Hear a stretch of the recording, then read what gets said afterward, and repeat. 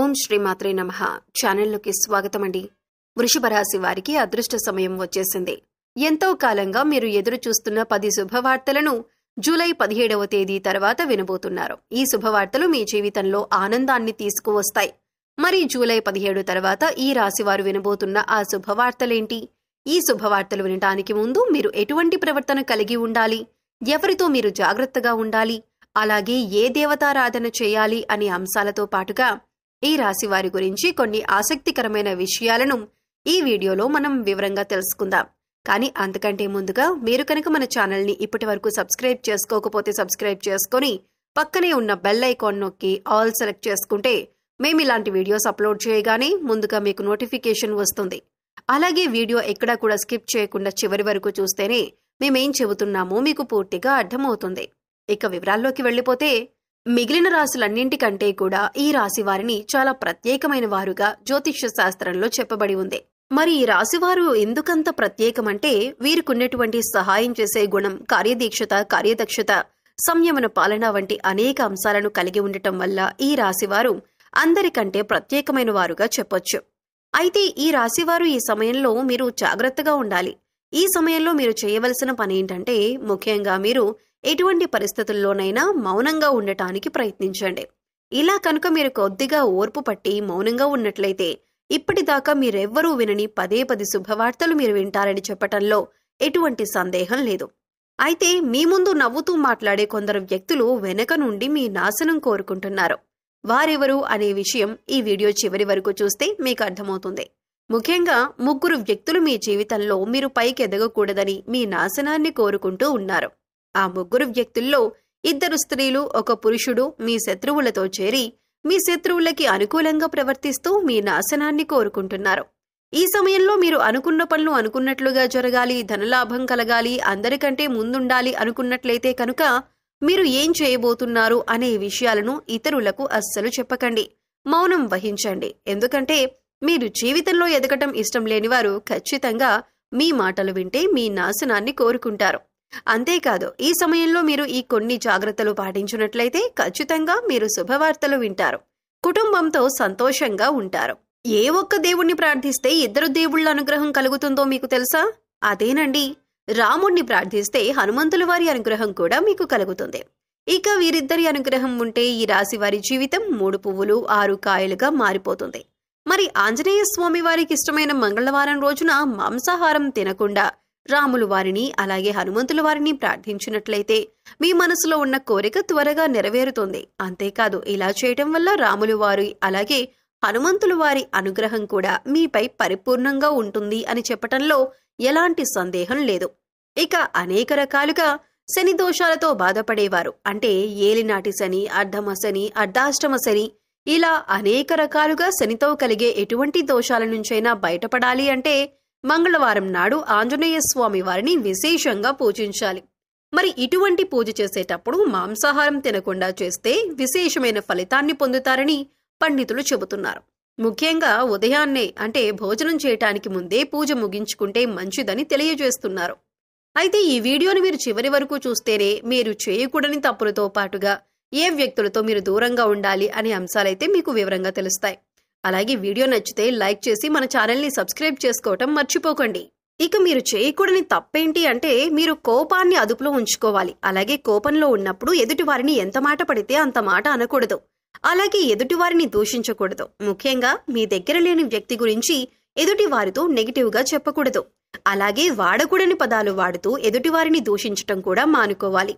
ఎప్పుడైతే మీరు వాడకూడని పదాలు వాడతారో, అది ఇంట్లో కానీ, మీరు పనిచేసే సంస్థలో కానీ, ఇరుగు పొరుగు వారితో కానీ ఎక్కడైనా సరే ఎటువంటి పదాలు వాడినప్పుడు లక్ష్మీదేవికి ఆగ్రహం కలుగుతుంది. మిమ్మల్ని వదిలి వెళ్లిపోతుంది. అప్పుడు మీరు పేదరికం అనుభవించవలసి వస్తుంది. ప్రత్యేకించి ఈ సమయంలో మౌనంగా ఉండాలి. ఈ జాగ్రత్తలు తీసుకుంటే కనుక ఈ రాశివారు ఈ సమయంలో శుభవార్తలను ఖచ్చితంగా వింటారు. మీరు అనుకున్న పనుల్లో విజయాన్ని కూడా సాధిస్తారు.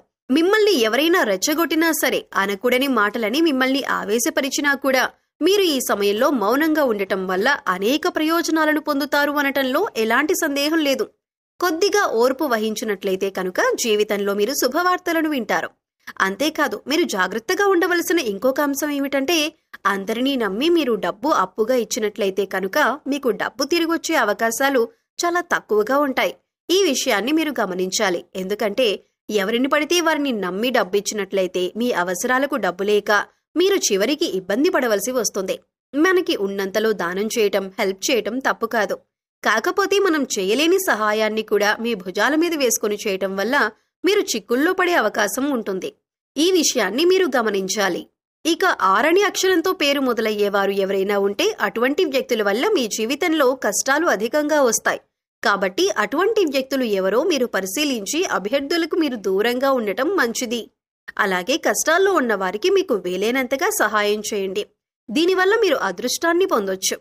అంతేకాదు ఈ రాశివారు ఎవరినైనా మంచి పొజిషన్కి తీసుకువెళ్లాలి అనుకుంటే అలా చేసే శక్తి ఈ రాశివారికి ఉంటుంది. వీరికున్న పలుకుబడిని ఉపయోగించి వీరికి కావలసిన వాళ్లని అందలమెక్కించగలుగుతారు.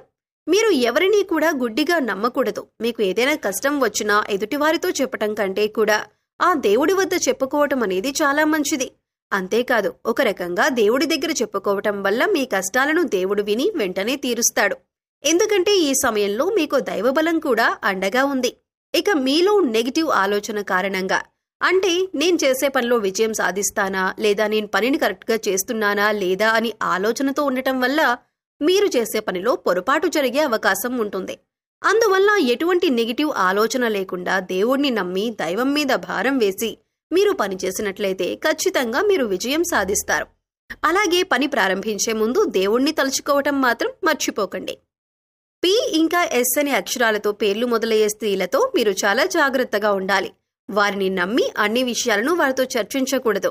అంతేకాదు వారికి ఎంత దూరంగా ఉంటారో మీకు అంత మేలు జరుగుతుంది. అలాగే ఆర్ అనే అక్షరంతో పేరు మొదలయ్యే మగవారితో కూడా ఈ రాశివారు దూరంగా ఉండాలి.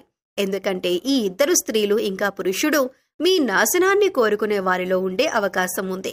ముందు చెప్పుకున్న విధంగా ఈ అక్షరాలతో పేర్లు మొదలయ్యే ఇద్దరు స్త్రీలు అలాగే ఒక పురుషుడితో మీరు చాలా జాగ్రత్తగా ఉంటే మీ జీవితంలో మీరు ముందుకు వెళతారు. అలాగే మరిన్ని యోగవంతమైన ఫలితాలను పొందటానికి ఈ సమయంలో మీరు చేసుకోవలసిన దేవతారాధన చూసుకున్నట్లయితే గురువారం నాడు దత్తాత్రేయ, దక్షిణామూర్తి వంటి గురుస్వరూపాల ఆలయాన్ని దర్శనం చేసుకోండి. మాస శివరాత్రి రోజున శివుడికి అభిషేకం చేయించుకోండి. అలాగే సోమవారం నాడు శివుడికి విశేషంగా పూజ చేసుకున్నట్లయితే జీవితంలో ఉన్నతి పొందుతారు. సో చూశారు కదండి, వృషభ రాశి వారు ఈ సమయంలో ఏ విషయాల్లో జాగ్రత్తలు తీసుకోవాలి, అలాగే 9వ తారీఖు తర్వాత మీరు ఎటువంటి శుభవార్తలు వినబోతున్నారు, అలాగే ఈ సమయంలో మీరు ఏ వ్యక్తులతో జాగ్రత్తగా ఉండాలి అనే అంశాలతో పాటుగా ఈ సమయంలో మీరు చేసుకోవలసిన దేవతారాధన గురించి ఈ వీడియోలో మనం వివరంగా తెలుసుకున్నాం కదా. ఈ వీడియో మీకు నచ్చినట్లయితే లైక్ చేయండి. మీ ఫ్రెండ్స్ అండ్ ఫ్యామిలీ మెంబర్స్లో వృషభ రాశి వారు ఉంటే వారితో ఈ వీడియోని షేర్ చేసుకోండి. అలాగే ఇప్పటి వరకు మన ఛానల్ని కనుక సబ్స్క్రైబ్ చేసుకోకపోతే సబ్స్క్రైబ్ చేసుకొని పక్కనే ఉన్న బెల్ ఐకాన్ నొక్కి ఆల్ సెలెక్ట్ చేసుకుంటే మేము ఇలాంటి వీడియోస్ అప్లోడ్ చేయగానే ముందుగా మీకు నోటిఫికేషన్ వస్తుంది. మరో చక్కటి వీడియోతో మళ్ళీ కలుద్దామండి. ఓం శ్రీమాత్రే నమః.